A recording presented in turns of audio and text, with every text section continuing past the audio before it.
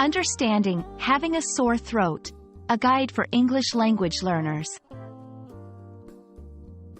Hello, everyone. Welcome back to our channel. Today, we're going to dive into a common health-related expression in English, having a sore throat.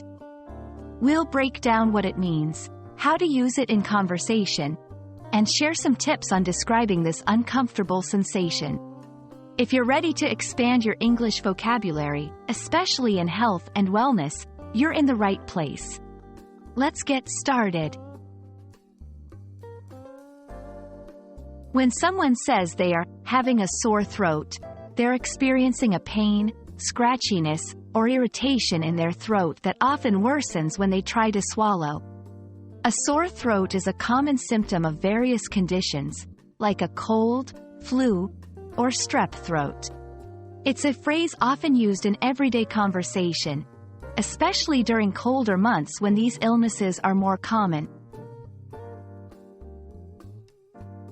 You can use having a sore throat in various contexts, such as when explaining your health status to someone, discussing symptoms of an illness, or even when seeking remedies or advice. Here are a few examples. Explaining your condition. I've been having a sore throat since yesterday, so I might skip the party tonight. Inquiring about remedies. Do you know any good remedies for having a sore throat? I've been struggling to find relief. Offering advice. If you're having a sore throat, drinking warm tea with honey can really help soothe the pain.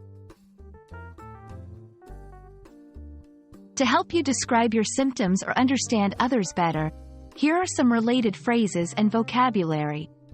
Throat lozenges. Small, medicated tablets you dissolve in your mouth to soothe the throat. Gargle with salt water. A home remedy that involves swishing warm salt water in your throat to reduce soreness. Strep throat.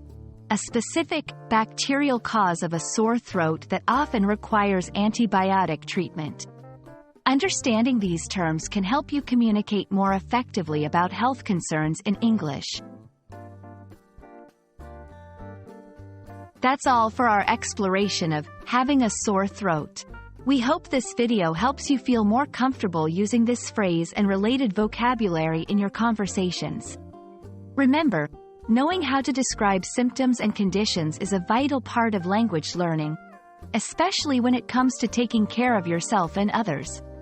If you found this video helpful, don't forget to like, share, and subscribe for more English learning tips.